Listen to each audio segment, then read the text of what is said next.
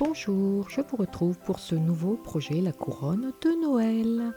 Alors, après les tempêtes, voici, je me remets au travail. Alors, vous avez deux épaisseurs de tissu. Vous allez donc tracer votre cercle. Moi ici, j'ai utilisé un plat de présentation. Ensuite, j'ai pris deux bols de tailles différentes. Un que j'ai bien centré. Voilà. Ensuite, donc j'utilise une équerre pour centrer au mieux. Ensuite, je trace le cercle. Voilà, gentiment. Et avec le deuxième bol, je vais tracer, donc le bol plus petit, je vais tracer, voilà, je vous montre qu'il fait à peu près 1 cm de moins, l'intérieur du cercle. Alors, pourquoi deux cercles? Parce que le cercle intérieur servira à la découpe, le cercle extérieur servira à la couture. Voilà. Donc, nous avons déjà découpé le pourtour au ciseau cranteur pour aller plus vite. Maintenant, je vais découper dans le cercle intérieur. Voilà.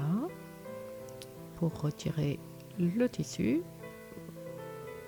je vais désolidariser les deux parties et je vais donc garder le centre pour le prochain projet. Voilà, je passe à la phase peinture, donc j'ai utilisé différentes techniques, principalement le pochoir avec des pochoirs faits maison, dont vous aurez en lien la vidéo pour vous pratiquer. Donc ici, je commence la peinture avec une brosse à pochoir en tapotant doucement. Voilà, le vert est terminé. Et j'ai choisi de mettre sur le même pochoir plusieurs couleurs sans attendre le séchage. Voilà, donc je mets des points de couleur. Donc, ici, on ne voit plus trop où se trouvent les espaces. Voilà le rendu, donc, en utilisant plusieurs couleurs, ici du vert, de l'argent et du rouge. Donc la peinture est terminée, nous repassons en mode couture. Donc nous allons remettre endroit contre endroit les deux parties de notre couronne, c'est-à-dire la face avant et la face arrière, et coudre le cercle intérieur complètement. Voilà. Donc ici, c'est terminé. Nous allons maintenant passer à une phase un petit peu plus délicate.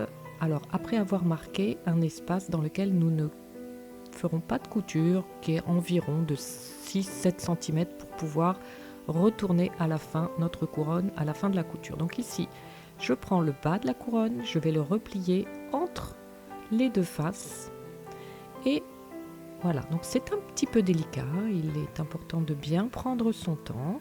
Ensuite, je vais le maintenir avec des pinces et je vais coudre tout le tour.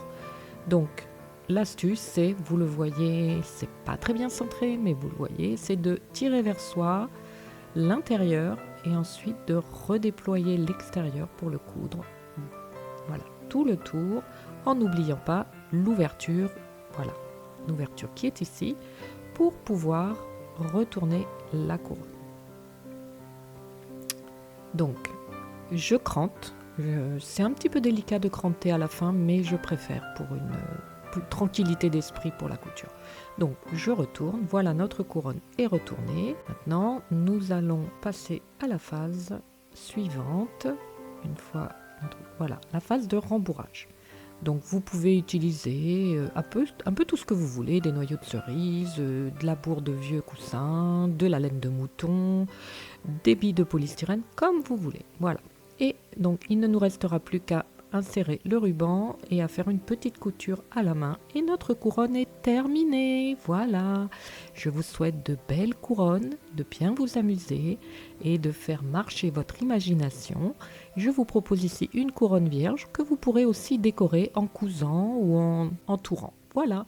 Je vous dis à la semaine prochaine pour un nouveau tuto déco. À très vite.